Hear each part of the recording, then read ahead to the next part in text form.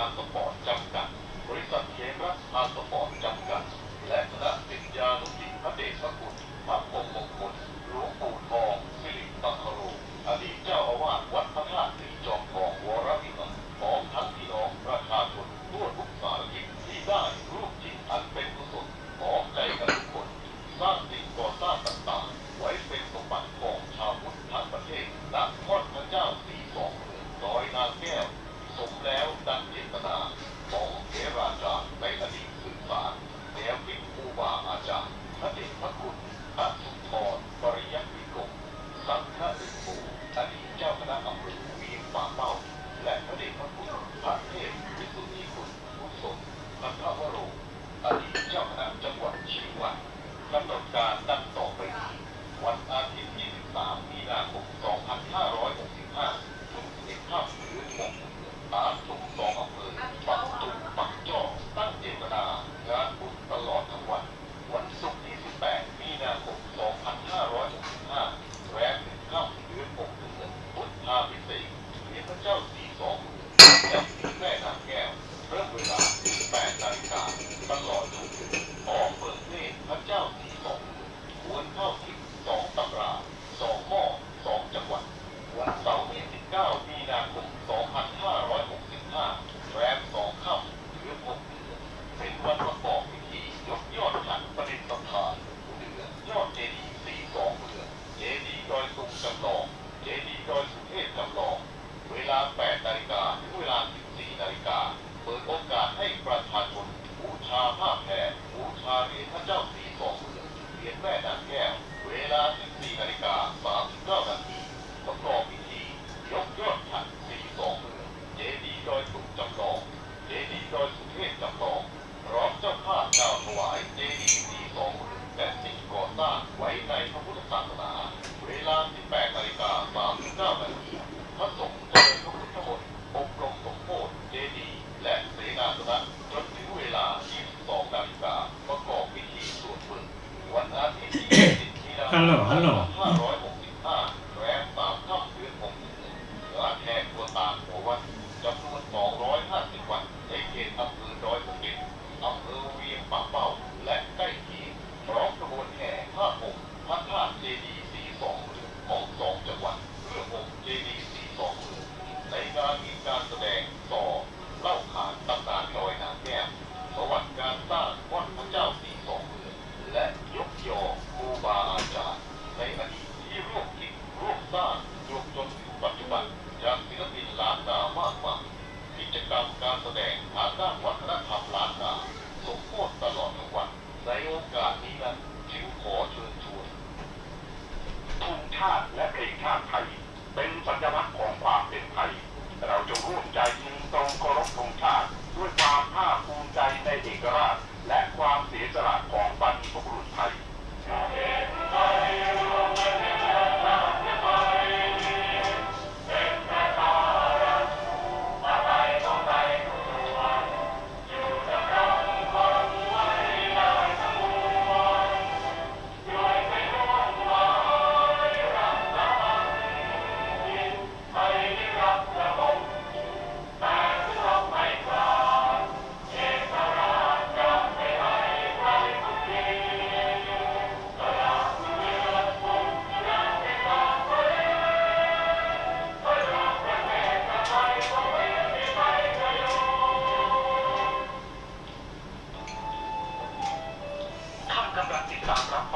สถานีวิทยุกระจายเสียงพระพุทธศาสนาแห่งชาติและสังคม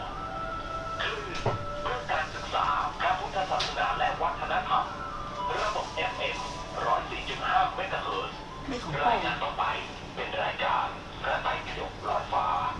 ดำเนินรายการโดยพันเอกตนะเดชะ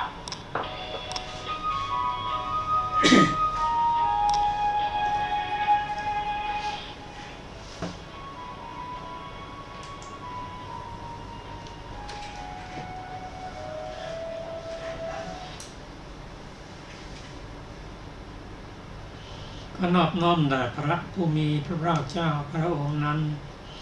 ซึ่งเป็นผู้ไกลจากกิเลสตรัสรู้ชอบได้โดยพระองค์เองสวัสดีครับท่านผู้ฟังที่เคารพครับ ท่านผู้ฟังรับฟังรายการพระไตรปิฎกลอยฟ้ามีเสนอท่านผู้ฟังทุกวันพุธตั้งแต่เวลา 18 นาฬิกาถึง 19 นาฬิกา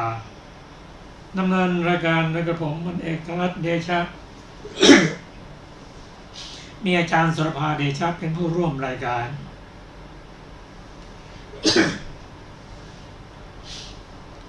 วันนี้เรานำมาไตรปิฎกฉบับอรรถกถาเล่มที่ 19 มาศึกษากันเป็นพระสูตรที่ชื่อว่ามหาเวทัลละกับจุลเวทัลละซึ่งมหาเวทัลละนั้นเราได้ศึกษากันมาเมื่อวันพุธก่อนพอสมควร คำว่าเวทัลละนั้นคือการไต่ถามปัญหาเมื่อได้รับคำตอบแล้วก็ถามยิ่งขึ้นไปตั้งแต่เริ่มต้นจนถึงสุดท้ายตั้งแต่ปุถุชนจนถึงพระอรหันต์การสนทนากันอย่างนี้ในมหาเวทัลละพระสารีบุตรซึ่งได้รับสถาปนาเป็นเอกอัครในด้านปัญญาสูงสุดของภิกษุกับพระมหากฏจิกะเป็นพระอรหันต์เหมือนกันแต่ท่านได้รับสถาปนาเป็นเอกอัครในเรื่องของปฏิสัมภิทาคำว่าปฏิสัมภิทานี่มี4ได้แก่อัฏฐปฏิสัมภิทาธรรมปฏิสัมภิทานิรุตติปฏิสัมภิทาและปฏิภาณปฏิสัมภิทา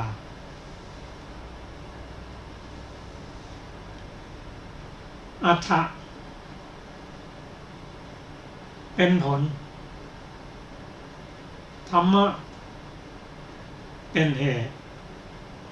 อัฏฐะนั่นก็เป็นการอธิบายผลธรรมะนั่นก็เป็นเหตุที่ทำให้เกิดผลส่วนการอธิบายได้ถูกต้องตามหลักภาษาเรียกว่านิรุตติปฏิสัมภิทาและการนำอัฏฐะธรรมะนิรุตติมาประกาศมาชี้แจงมาบอกกล่าวได้อย่างรวดเร็วทันทีเป็นปฏิภาณปฏิสัมภิทาเพราะฉะนั้นการสนทนากันระหว่างผู้มีปัญญาทั้งสองท่านเป็นพระอรหันต์ทั้งคู่แน่นอนคำถามที่มันนำมาไต่ถามกันนั้นเป็นการถามที่ท่านรู้แล้วแต่มาเทียบเคียงกับผู้รู้โดยเฉพาะมหากฏจิกะนั้นท่านถือว่าพระสารีบุตรนั้นเป็นเสมือนพี่ชายการสนทนากันนะจึงเป็นเรื่องที่สุขุมนุ่มลึกบางครั้งก็เข้าใจได้ยากแต่ผู้ได้ศึกษาอบรมมาก่อนฟังก็รู้เรื่องผู้ที่ยังไม่รู้เรื่องก็ฟังไว้เป็นอุปนิสัยแน่นอนคนจะพ้นจากทุกข์ได้ก็เนื่องจากต้องเป็นผู้ที่เป็นพระอรหันตบุคคลกำจัดสังโยชน์10ได้หมดแล้ว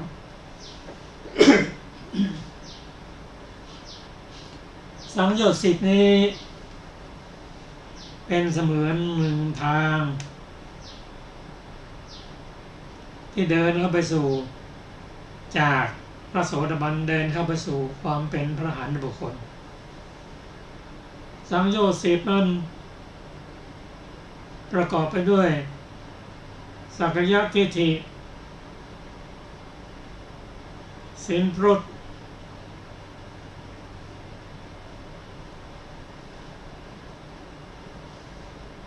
และวิจิกิจฉาความลังเลสงสัย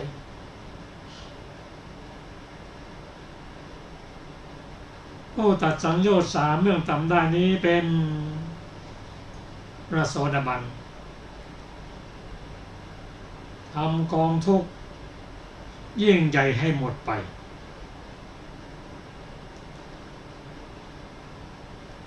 กองทุกข์ที่เหลือ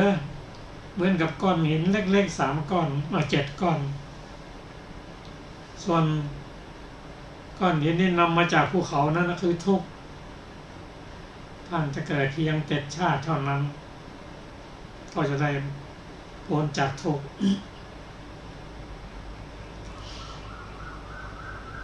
ผู้ละสังโยชน์เบื้องต่ำ3ได้ทำกิเลสให้เบาบางลงเป็นพระสกทาคามี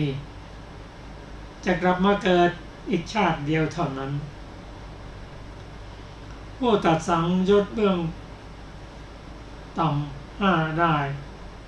หรือเพิ่มกามสังโยชน์และปฏิฆาสังโยชน์เป็นพระอนาคามีไม่กลับมาเกิดอีกแล้วถ้าทำได้ฌานที่4ก็จะขึ้นไปอยู่ในภูมิเรียกว่าสุทาวาสภูมิไม่กลับมาเกิดอีกแล้วนิพพานที่นั่นส่วนท่านผู้ตัดสังโยชน์เบื้องต่ำ5ได้แล้วเบื้องสูง5ได้แล้วเป็นพระอรหันตบุคคลเบื้องสูง5ได้แก่อรูปราคะความติดใจในรูปหลงในรูปไม่มีแล้วอรูปราคะมานะ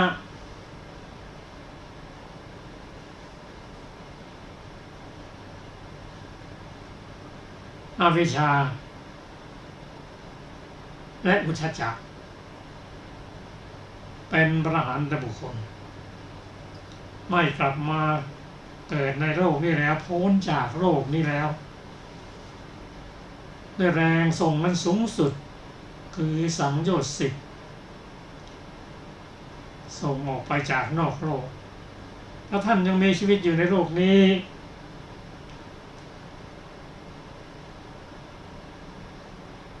ท่านก็เพียง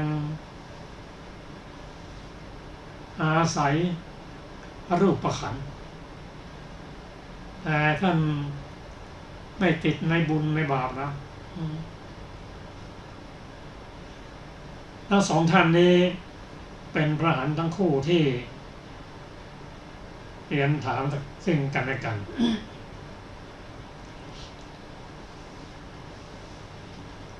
พระอรหันต์นั่นคุณแกว่าท่านคุยกันว่า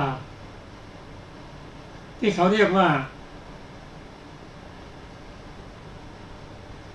คนมีปัญญาชั่วนั้นได้เหตุประมาณเท่าไหร่หนอท่านเขาจึงเรียกว่าคนมีปัญญาชั่วคือพระอรหันต์ท่านเป็นผู้ละสังโยชน์10ได้แล้วท่านก็เห็นว่าคนที่ยังไม่ละนั้นนะคือคนไม่มีปัญญาแต่คำว่าปัญญานั้นมีอยู่ในระดับโลกียะไม่ใช่ระดับโลกุตระก็ถือว่ายังมีปัญญาชั่วอยู่ยังโง่อยู่ก็ถูกของท่าน ส่วนบุคคลที่มีปัญญานั้นคือบุคคลที่ตรัสรู้อริยสัจสี่ทุกข์สมุทัยนิโรธมรรคเป็นพระอริยบุคคลที่ว่าเป็นคนมีปัญญาคนมีปัญญาแม้เป็นอริยบุคคลก็แบ่งออกเป็นสองส่วนส่วนหนึ่งคือผู้ยังต้องศึกษาอยู่อีกส่วนหนึ่งไม่ต้องศึกษาจบพรหมจรรย์แล้วผู้ที่ต้องศึกษาก็คือพระโสดาบันพระสกทาคามีพระอนาคามีต้องศึกษาอยู่ส่วนพระอรหันต์นั้นต้องจบพรหมจรรย์แล้ว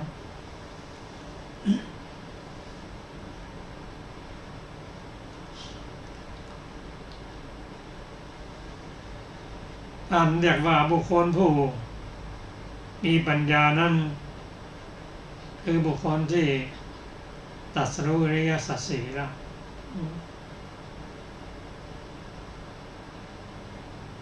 กำจัดสังโยชน์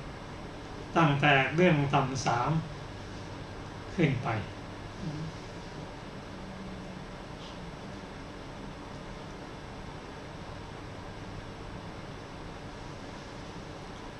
คนที่เขาเรียกว่าไม่มีปัญญาในทางธรรมนั้นเขาเรียกว่าปุถุชนที่ไม่มีที่ยังไม่ได้เป็นอริยบุคคลนะเป็นปุถุชนอยู่ยังหนาแน่นด้วยกิเลสยังไม่พ้นจากอบายวินิบาตนรกจะมีสูงปัญญาสูงสุดทางโลกไปตามลำดับเช่นผู้ปฏิบัติกุศลกรรมบท10ผู้ได้ฌานถึงพรหมคำว่าพรหมนั้นมีทั้งรูปประพรหมและอรูปประพรหมอรูปก็เริ่มตั้งแต่อากาสานัญจายตนะวิญญาณัญจายตนะอากิญจัญญายตนะและเนวสัญญานาสัญญายตนะเป็นรูปซึ่งพระอรหันต์ทั้งไม่ติด เป็นอรูปประพรหมมีความสุขในทางโลกยืนนานแต่ก็มีอายุนะตกจากรูปประพรหมมาแล้วอาจไปตกจะเกิดนรกก็ได้เพราะยังเป็นปุถุชนอยู่ยังไม่ได้ตรัสรู้อันนี้เป็นเรื่องที่พระอรหันต์ท่านถามกัน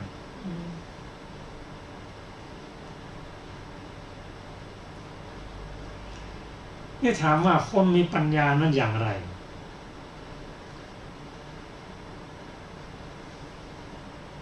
เพราะว่าคนมีปัญญานั้นเพราะเขารู้ชัดแจ้งเข้าใจนั่นแหละเข้าใจอะไรรู้ชัดรู้แจ้งอะไรอริยสัจสี่คือทุกข์สมุทัยนิโรธและมรรค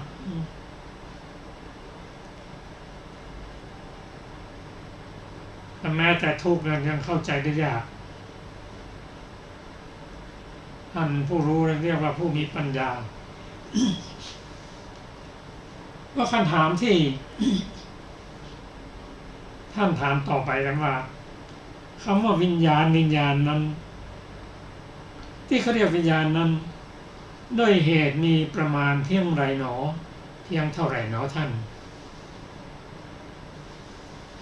สำหรับเรื่องวิญญาณนี้ถ้าเราได้ศึกษาพระสูตรเล่มอื่นๆก็จะทำให้เข้าใจวิญญาณมากขึ้นถามว่าวิญญาณมีเท่าไหร่ทั้งหมดมี6ปัญจวิญญาณ และมโนวิญญาณหกก็ได้แก่อะไรมั่งจักขุวิญญาณโสตวิญญาณฆานวิญญาณชิวหาวิญญาณกายวิญญาณและมโนวิญญาณ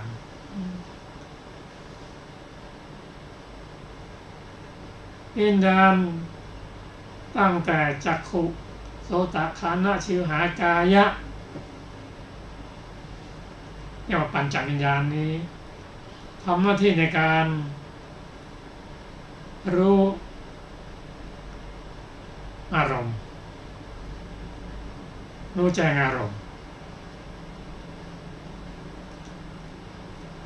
เห็นรูป ดีหรือไม่ดีได้ยินเสียงไพเราะหรือไม่ไพเราะโสตวิญญาณฆานวิญญาณได้กลิ่นที่ดีหรือไม่ดีกายวิญญาณ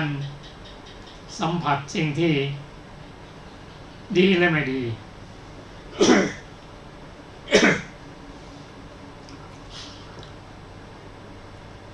เป็นการรับอารมณ์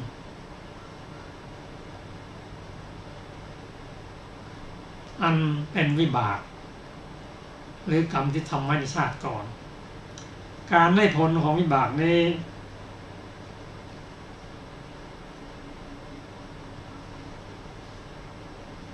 มีสองทาง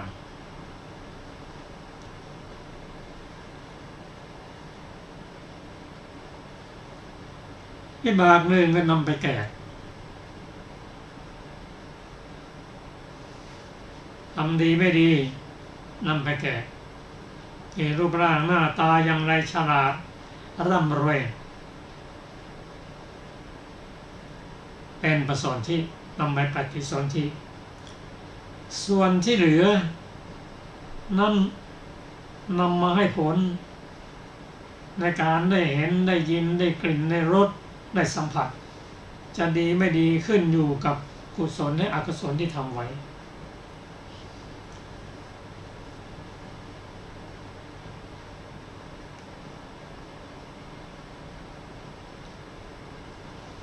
ใน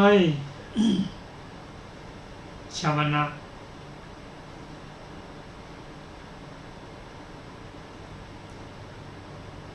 โดยเฉพาะที่เห็นได้ก็คือศีลนิเทศ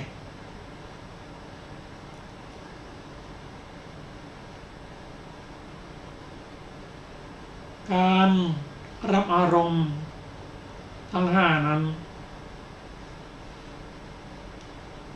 ก็มาส่งต่อให้มโนวิญญาณที่ได้กล่าวว่าคนจะทำบุญทำบาปมีสติหรือไม่มีสติหลงลืมอยู่ที่ชาวนะมัน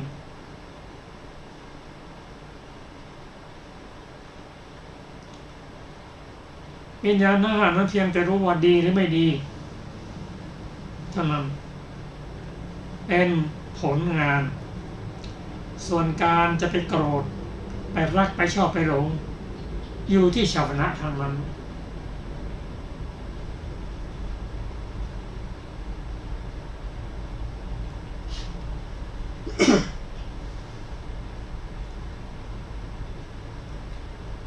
เพราะฉะนั้นเราก็รู้ว่าวิญญาณมีหกจักขุวิญญาณโสตวิญญาณฆานวิญญาณชิวหาวิญญาณกายวิญญาณและมโนวิญญาณส่วนมโนวิญญาณมันรับอารมณ์ได้ทั้งหมดเป็นอดีตปัจจุบันอนาคตอะไรก็ตามรับได้หมดและรับต่อจากปัญจวิญญาณด้วย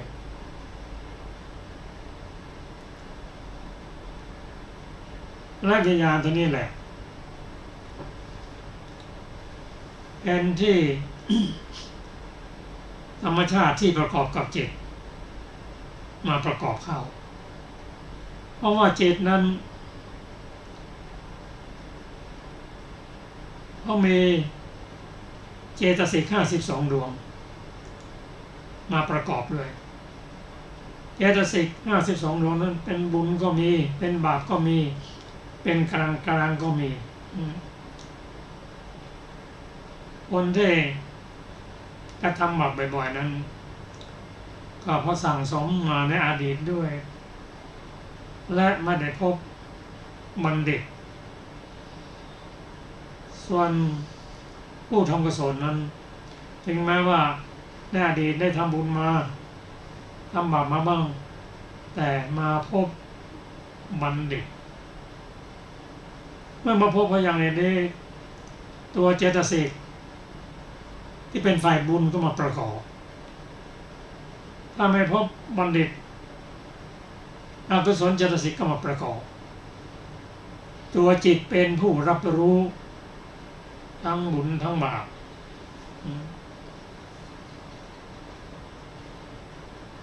ถ้าเป็นธรรมะที่น่าศึกษาเพราะการศึกษาพระไตรปิฎกนั้น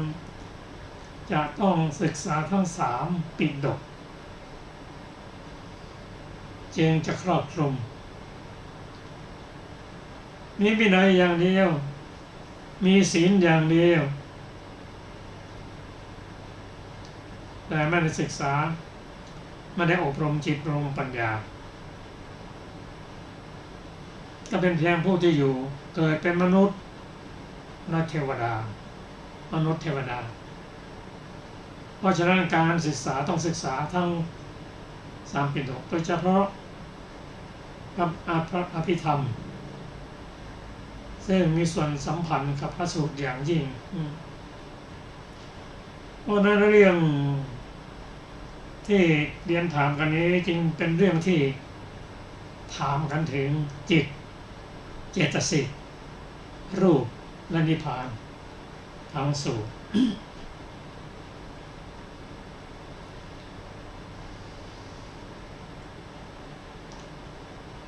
ถามกันว่าคุณธรรมคือปัญญาคำว่าธรรมนี่หมายถึงเจตสิกตัวปัญญาคือปัญญาและความคือปัญญาความรู้ชัดและวิญญาณความรู้แจ้งนี้ มันคละกันหรือแยกจากกัน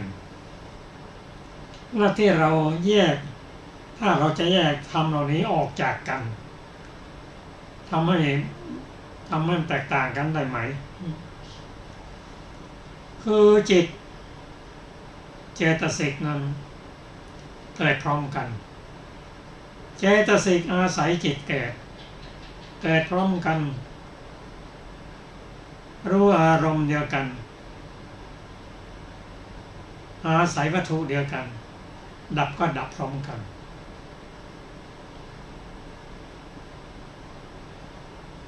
อันนี้จึงว่าปัญญานั้นเป็นตัวเจตสิกเรียกปัญญินทรีย์อยู่ในส่วนของโสภณเจตสิกส่วนวิญญาณนั้นเป็นจิตวิญญาณนั้นมีลักษณะของก็หรืออารมณ์เป็นหัวหน้าของเจตสิกมีการเกิดการดับติดต่อระหว่างภพใหม่กับภพเก่าตลอดเวลาไม่มีหยุดมีสังขารเป็นเหตุใกล้ส่วนปัญญานั้นปัญญินทรีย์เจตสิกมีลักษณะคือรู้แจ้งรู้ชัดรู้ไม่ติดขัด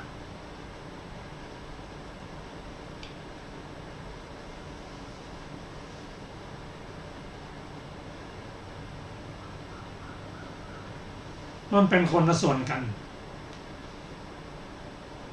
ปัญญินทรีย์เป็นเจตสิกวิญญาณจิตก็เป็นจิตอาศัยซึ่งกันและกันจิตก็ต้องอาศัยเจตสิกเจตสิกก็ต้องอาศัยที่แยกออกจากกันไม่ได้แต่งตั้งบัญญัติก็ไม่ได้มีมาอย่างนี้ตั้งแต่สมัยพุทธเจ้าไม่รู้กี่พระองค์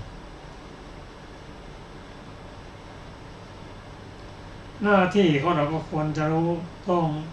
รู้ตามตรงนั้นเอง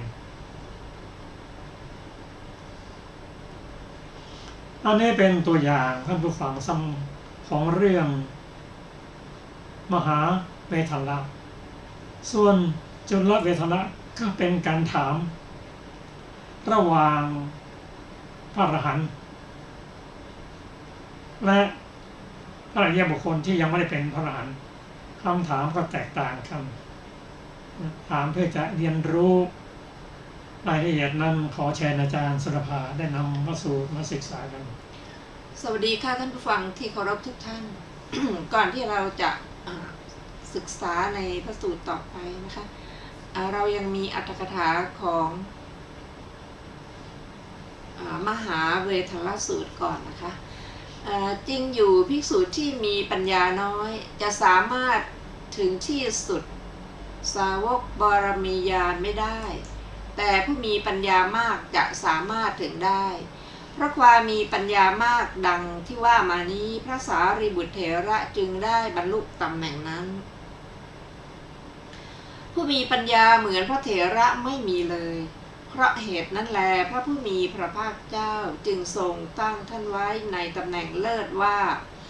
ภิกษุทั้งหลายผู้เป็นเลิศกว่าเหล่าภิกษุผู้มีปัญญามากซึ่งเป็นสาวกของเรานั้นคือสารีบุตร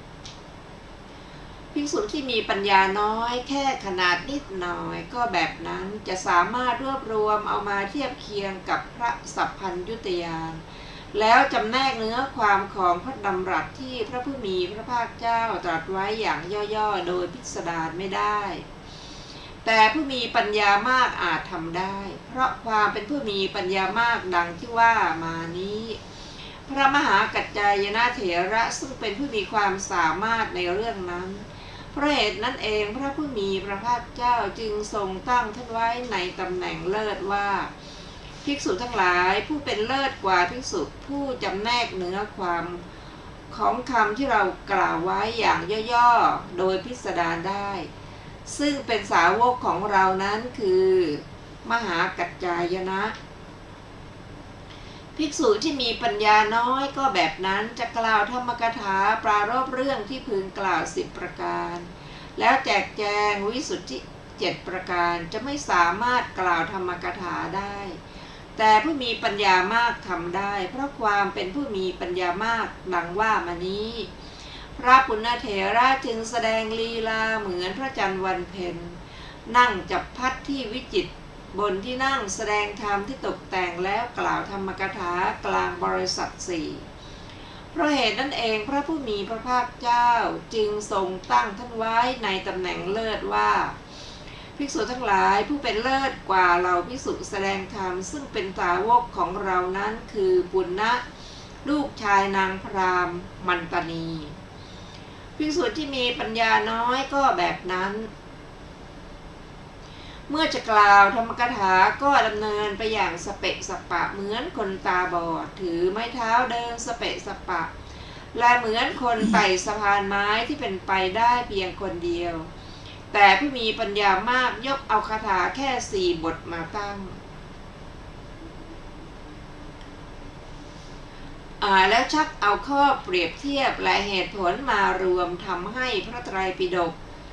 ซึ่งเป็นพระพุทธดำรัสซึ่งมีทั้งแบบต่ำและแบบสูงแสดงอยู่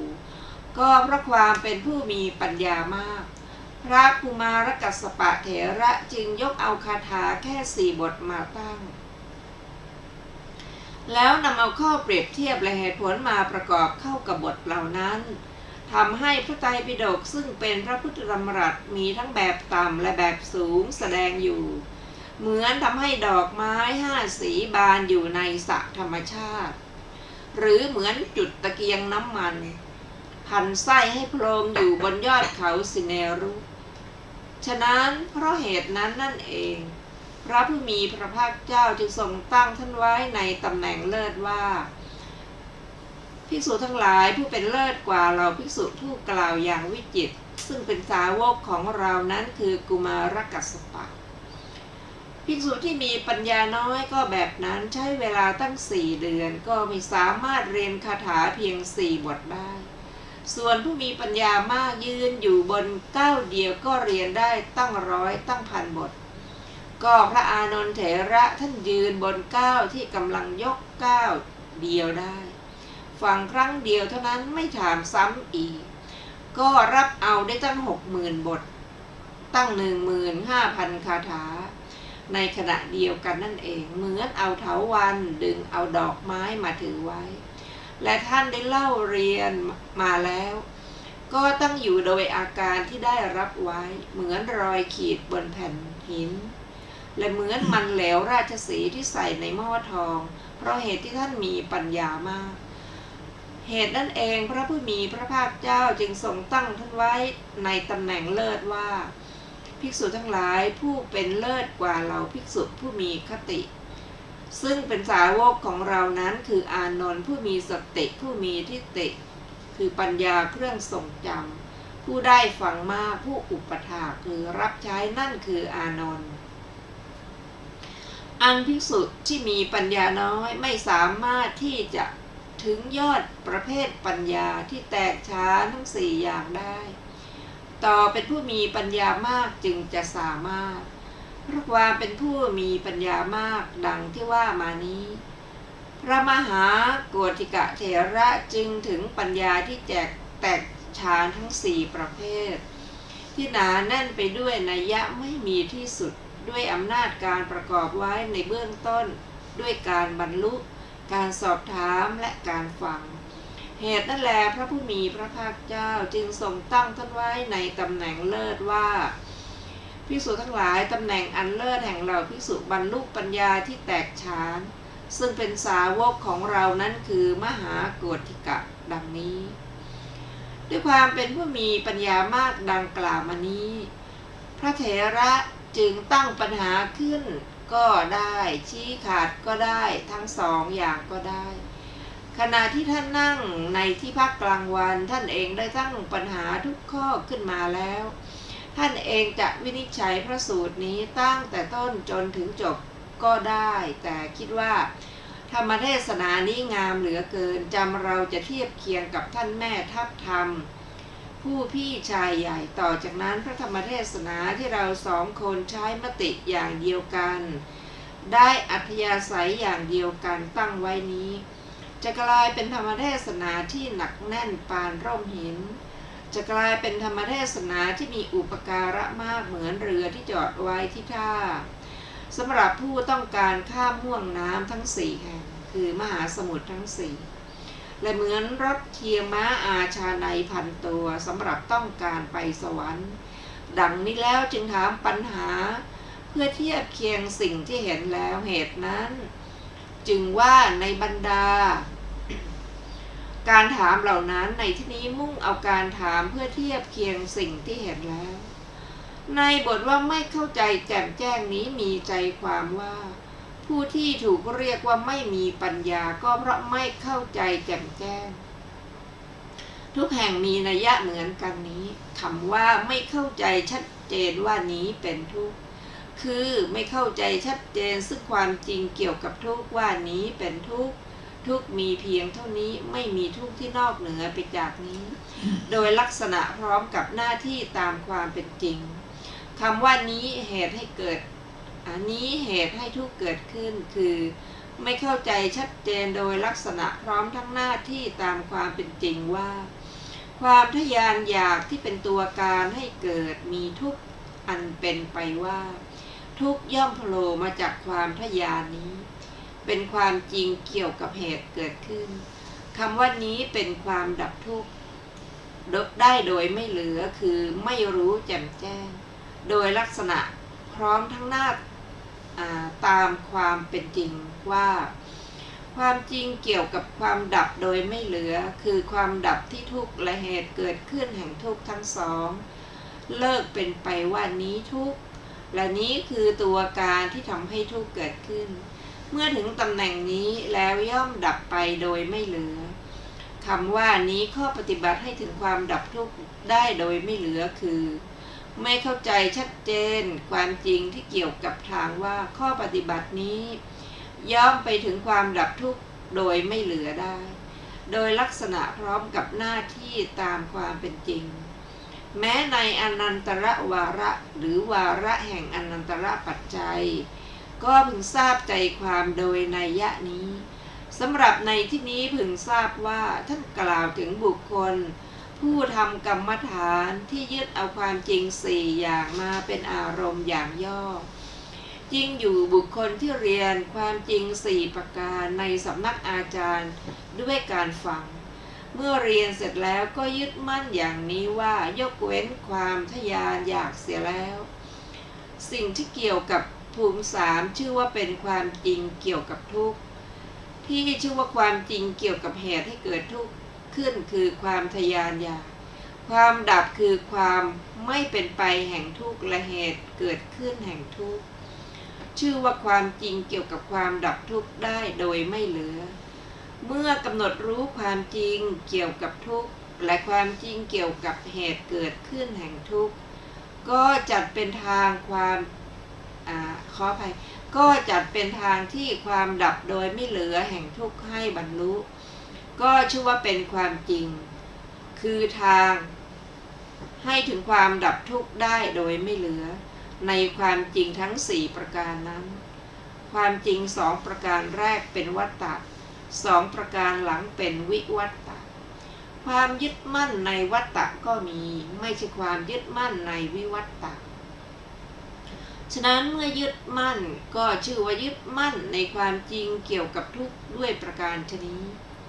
ที่ชื่อว่าความจริงเกี่ยวกับทุกข์ก็คือขันธ์ทั้งห้ามีรูปเป็นต้นเพื่อจะ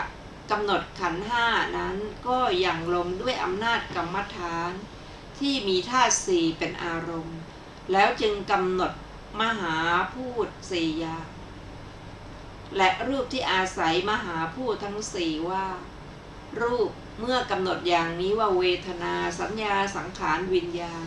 ที่มีธาตุสี่นั้นเป็นอารมณ์เป็นนามจึงชื่อว่ากำหนดว่า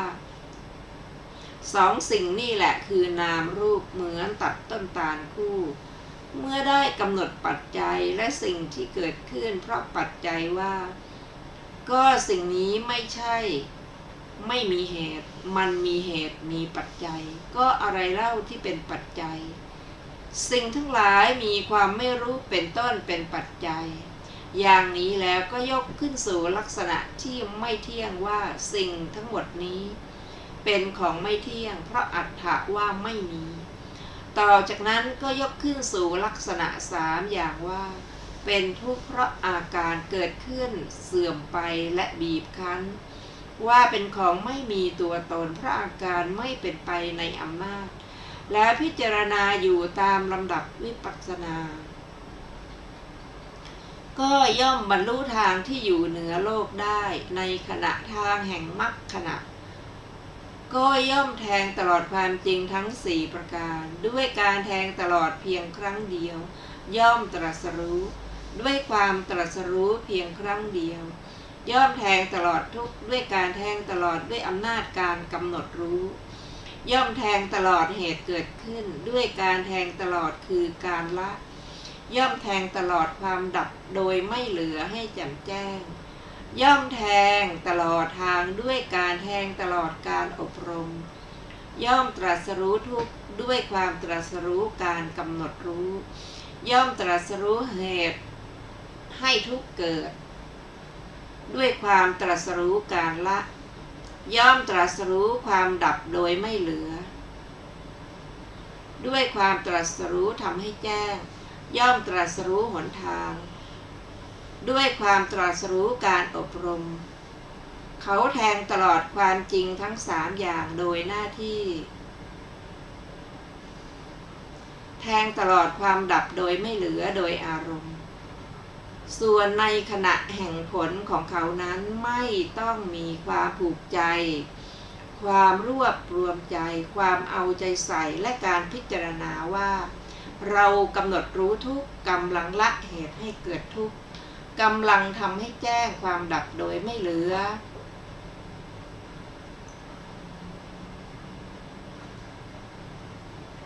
กำลังอบรมหนทางแต่สำหรับผู้ที่กำลังกำหนด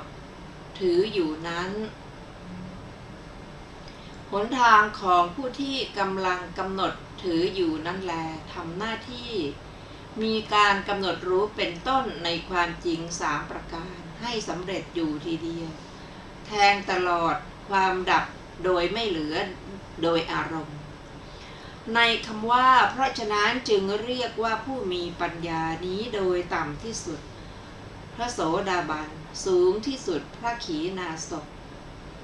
ท่านแสดงว่าเป็นผู้มีปัญญาส่วนผู้ที่เล่าเรียนคำของพระพุทธเจ้าจบ3 ปิฎก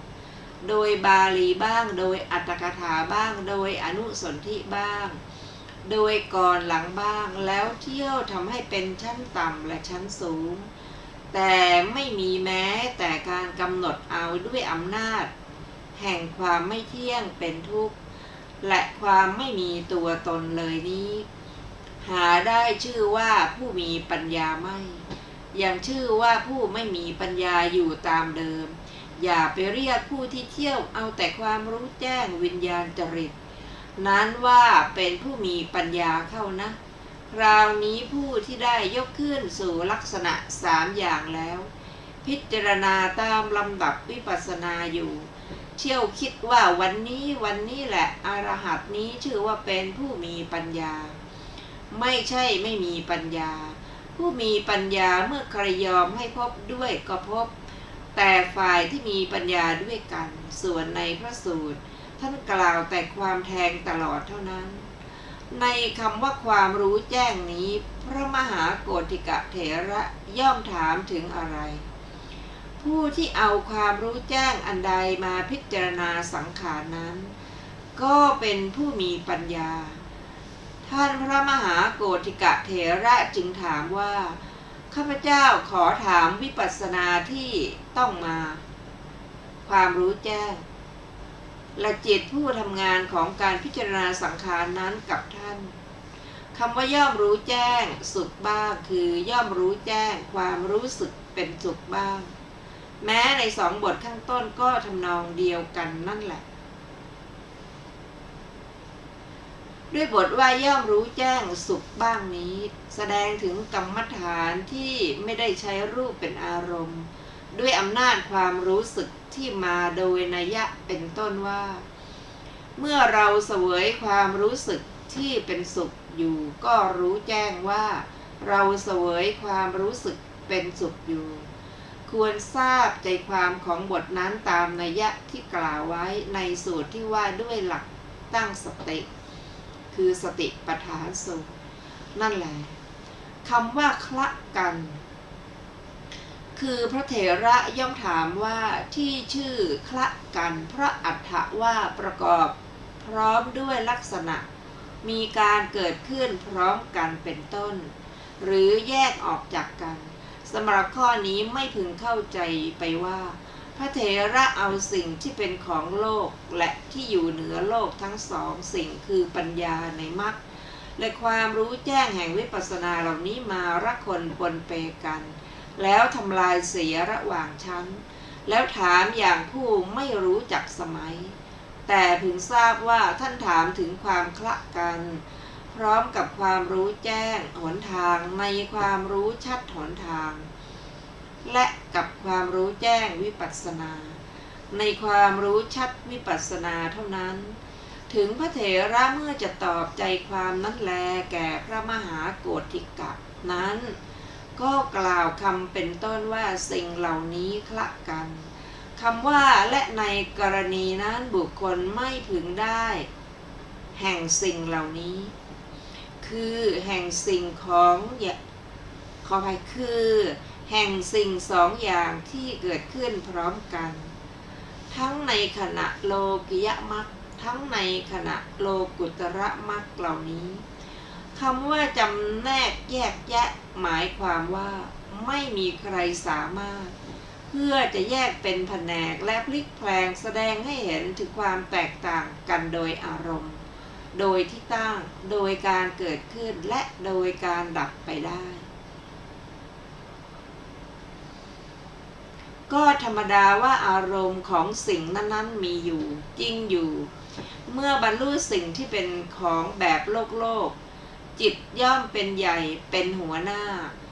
เมื่อบรรลุสิ่งที่อยู่เหนือโลกตามความรู้ชัดย่อมเป็นใหญ่เป็นหัวหน้าจริงอย่างนั้นแม้พระสัมมาสัมพุทธเจ้าเมื่อตรัสถามถึงสิ่งที่เป็นของแบบโลกก็ไม่ตรัสถามอย่างนี้ว่าภิกษุเธอบรรลุความรู้ชัดชนิดไหนเป็นความรู้ชัดในทางชั้นต้นหรือเป็นความรู้ชัดในทางที่สองที่สามและที่สี่แต่จะตรัสถามด้วยอำนาจจิตว่าภิกษุเธอมีจิตอย่างไรและไม่ตรัสถามว่าภิกษุเธอมีผัสสะอย่างไรมีเวทนาอย่างไรมีสัญญาอย่างไรมีเจตนาอย่างไรแม้เมื่อจะทรงบัญญัติกุศลและอกุศลก็ทรงบัญญัติด้วยอำนาจจิตอย่างนี้ว่าสิ่งทั้งหลายมีใจเป็นหัวหน้ามีใจประเสริฐสุดสำเร็จด้วยใจและว่าสิ่งที่เป็นกุศลเป็นไฉนในสมัยใดจิตเป็นกุศลที่ท่องเที่ยวอยู่ในชั้นกามย่อมเป็นของเกิดขึ้นแล้วแต่เมื่อจะทรงถามถึงสิ่งที่อยู่เหนือโลกจะไม่ทรงถามว่าภิกษุเธอมีสิ่งที่ทำหน้าที่กระทบอย่างไรมีความรู้สึกอย่างไรมีความรู้จำอย่างไรมีความจงใจอย่างไรจะทรงถามด้วยอำนาจความรู้ชัดอย่างนี้ว่าภิกษุความรู้ชัดที่เธอบรรลุแล้วเป็นไฉนเป็นความรู้ชัดในหนทางชั้นต้นหรือเป็นความรู้ชัดในหนทางชั้นที่สองชั้นที่สามและชั้นที่สี่แม้ในอินทรีย์สังยุตก็ตรัสแต่สิ่งแบบโลกและที่อยู่เหนือโลกในอารมณ์เท่านั้นอย่างนี้ว่าภิกษุทั้งหลายอินทรีย์ห้าเหล่านี้ห้าอะไรบ้างคืออินทรีย์คือความเชื่อถืออินทรีย์คือความเพียรอินทรีย์คือความระลึกอินทรีย์คือความตั้งใจมั่นอินทรีย์คือความรู้ชัดเจนภิกษุทั้งหลายก็อินทรีย์คือความเชื่อถืออันบุคคลพึงเห็นได้ที่ไหนพึงเห็นอินทรีย์คือความเชื่อถือในส่วนประกอบสำหรับการถึงกระแสสี่อย่างนี้ก็ภิกษุทั้งหลายอินทรีย์คือความเพียรอันบุคคลพึงได้ที่ไหนพึงเห็นอินทรีย์คือความเพียรในความเพียรชอบสี่อย่างนี้ก็แลภิกษุทั้งหลาย